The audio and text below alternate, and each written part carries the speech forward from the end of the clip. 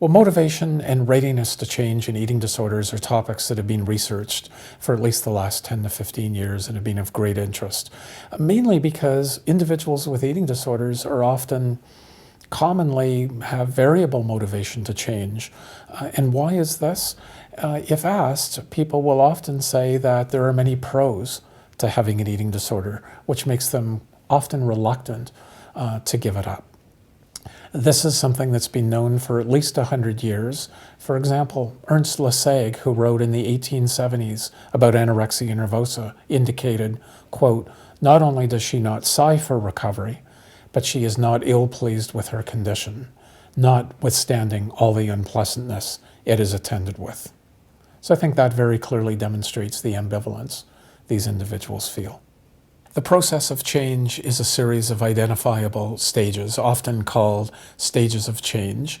And these stages of change correspond to different levels of motivation that the individual with an eating disorder has.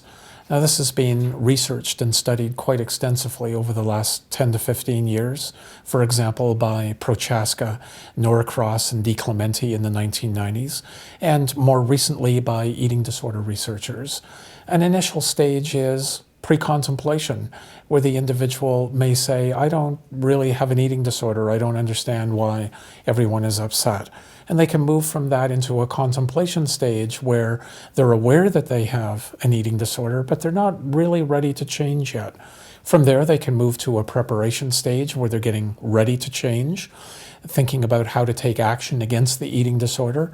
And from there, move to an action stage, from there to a maintenance stage.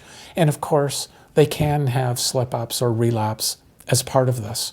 Now, an important feature of this is one doesn't progress sequentially through these different stages, but within the course of even a single day, an individual with an eating disorder may go back and forth between these different stages, and those are things we entirely expect.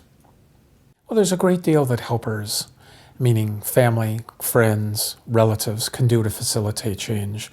For example, being on the same side, supporting the individual with an eating disorder to take action against the eating disorder, being empathic, validating their experience, avoiding blaming, criticizing, or judging, and remembering that eating disorder symptoms are valuable to the person.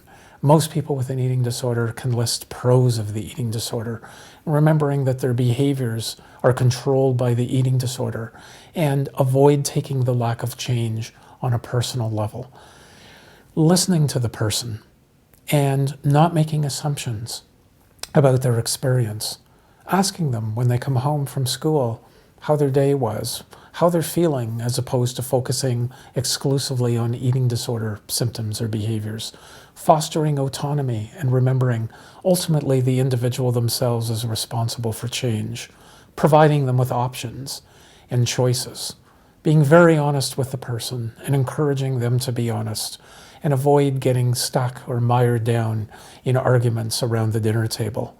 Being patient and remembering that recovery can be lengthy, uneven, and with periodic relapses, which we expect and will help the person get back on the road to recovery. Some very important points to sum up and remember. Eating disorders have a lengthy history. Anorexia nervosa goes back hundreds and hundreds of years and was quite thoroughly described in the 1870s. Bulimia nervosa most likely has a more recent history. And keep in mind, though, that most physical consequences of an eating disorder are reversible. Emotional well-being does improve with recovery, and treatment does involve learning new ways to cope with stress and developing a healthy sense of self-esteem while the individual gradually normalizes their eating behaviors. And change is a process that takes time.